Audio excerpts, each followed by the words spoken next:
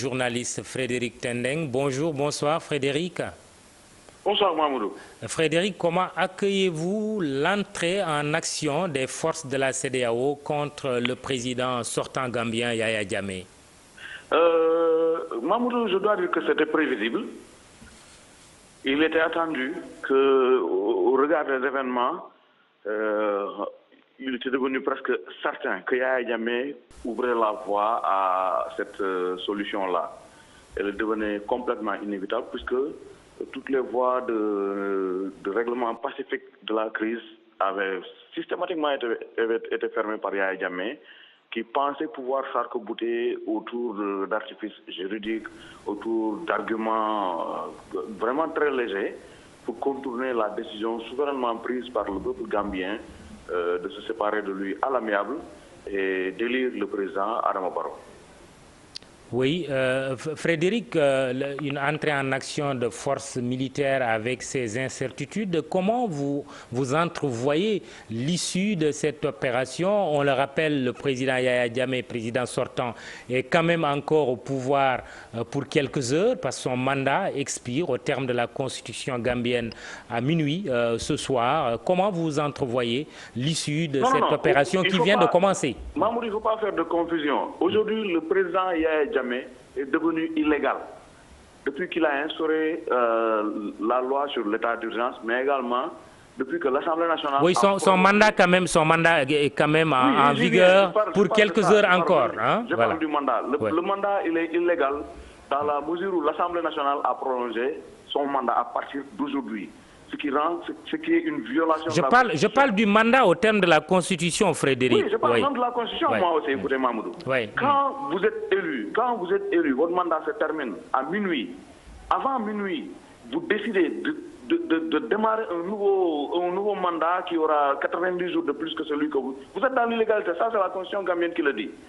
La décision de l'Assemblée nationale et son décret à lui, qui prolonge son mandat, sont une violation directe de la Constitution qui le rend complètement illégal. Et ça, ils le savent. Parce que l'Assemblée nationale, en décidant, en votant la loi aujourd'hui, a commis ce qu'en Gambie on appelle a treasonable offense. Et ça, tous les juristes gambiens aujourd'hui vous le disent. Ils l'ont averti aux députés depuis quelques jours, ce qui le rend déjà caduc. Aujourd'hui, il est dans l'illégalité. Il a créé cette situation tout seul. Donc les forces de la CEDEAO sont bien légitimes de vouloir se débarrasser de Yaya Jammeh dès maintenant, dès qu'il a commis l'acte. Et ça, je crois très bien que les experts de la CEDEAO sont en phase avec cette donne-là. Justement, comment vous entrevoyez, Frédéric Tendeng, l'issue de cette opération qui est à ses tout débuts d'ailleurs, hein? Oui, vous savez, Yaya Jammeh a brisé son armée.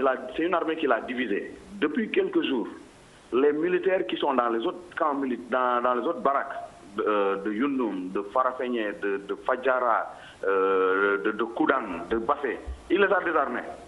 Il ne reste plus des armes qu'avec une certaine portion de la garde présidentielle, ce qu'on appelle les state guards, qui font à peu près 500 hommes. Et c'est eux qui ont le meilleur armement, c'est eux qui ont tout.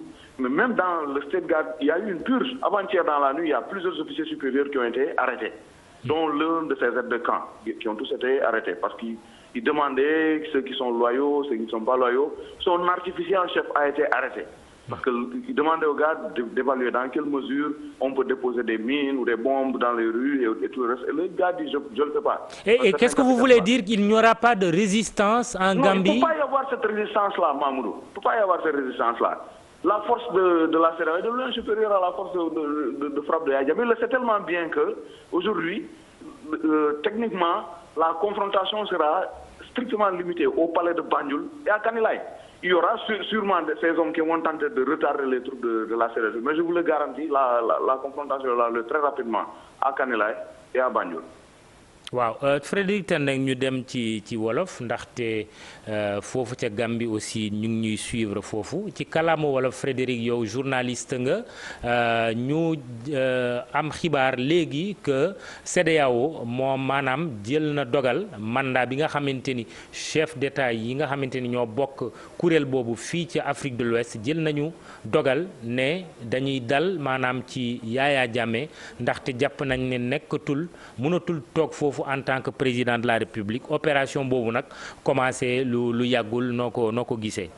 waaw Mamadou may wax ne Yaya Jammeh moo ubbi buntu boobu ndax ay buntu ba nga xam ne jàmm dana am kenn du ko fekki foofu ak fetal ak yëpp def nañ ko ba sonn chef d'état CEDEAO def nañ ko waaye saa yu ñu fa dem mu tuutal leen ñàkkal leen respect ba ñooñu dem seen yoon.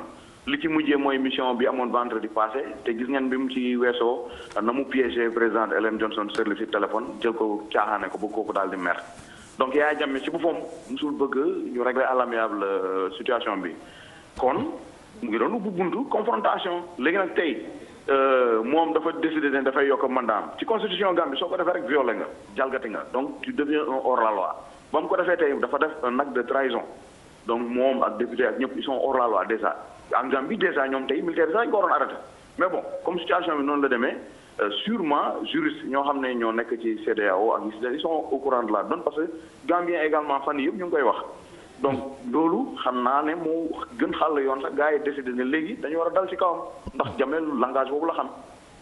waaw mais noo gisee nag dal boobu nag opération boobu yow noo ko gisee ndax jàpp nga ni opération bu mën gaaw la wala daal safaan wala. non opération boobu mënul nekk safaan ba ndax Yaya Jammeh ci boppam dafa musul respecté ay militaire am ci boppam dafa leen xaajale tout le temps mu jël ñi nga xam ne ñooy state guard mooy garde présidentielle yi ko jegee ñooñu la jox ay armes mais ñooñu sax seen bopp barkaat démb ak barki démb yëpp dafa am ñu ci ciblé nekk di leen jàpp di leen arrêté ki nga xam ne mooy artificier bi mu koy téye xam nga mooy kooku nga xam ne ay bomb suñu waree tax mu mooy def mu jàpp ko tëj ko da def ko nag mu def ay xool fan la ñu mën a teg ay bomb kooku nekkoon ma ko def mu jàpp ko tëj ko kaso yeneen militaire également am na ñeneen ñi gaa yi jàpp kon mu des ci biir soo xoolee yeneen cas militaire yi Yundum Kudang Farafenni Fajara yooyu yëpp Yaya Jammeh daf leen désarmé pratiquement ñooñu ñi fa nekk ñu yor ay fetal bëriwuñu ay quelques nit ñoo xam ne ils sont loyaux donc ñooñu mënuñu tere troupe CEDEAO yi doon pour ñëwee ci biir Banjul donc Jammeh ci boppam mu ngi firnde ne confrontation moom mu ngi koy xaaree ci palais bu Banjul ak Kanilaay donc yow ñaar endroit yooyu nga am à peu près ay 500 hommes bu bëree ba bëree 700 loolu yow mënul tax ba nga am résistance bu dëgër ci force de frappe CEDEAO. yow daal wax dëgg yàlla moom yemul. ci li nga jàpp mooy résistance du fa am. non résistance mënu fa yàgg. mais lu tax nga wax ko te moom président Yaya Jammeh nekk militaire nekk boo xamante ni régime bu dëgër comme ni ñu koy waxee. Mamadou ñun militaire Gambie fan yii yëpp ñu ngi jokkoo ak ñoom ci seen bopp ñu ngi xamal nañu ñun kalachnikov yi ñu yor ak roquette yi ñu yor ñun leer nañu ne ñi su ñëwee ñun du ñu yàgg ci loo xam ne mën nañ taxaw di defante ak ñoom benn. ñu ne ñu ñaar xeex su waree gudd mu am ay ñaar ñetti fan ñun loolu duñ ko mën amuñu munition yoo xam ne moo ñu tax ñu mën a yàgg yooyu yàgg. ñu ne ñu ñett xeex bi day laaj pour ñu yor ay lekk ak kërëb yëpp ñu ne ñu ñun fi mu toll nii ñun matériel loolu dañ ko amatul fi mu toll nii parce que dëkk bi dafa dëgër tey gis nga tey am na ñu dem pour jël seen i salaire banque yi dañu wër boo demee ci banque bi ñu ne tëj nañ ñu ne la 14 la ñu bi 14 nga dem ñu ne tëj nañ dëkk bi dafa doxul donc ñooñu si seen bopp dañu amul moral dañu amul boppu doole dañu amul lépp donc confrontation mënu fa dëgër foofu mënul nekk. waa kay Frédérick Tendeng nekk journaliste doon commenté.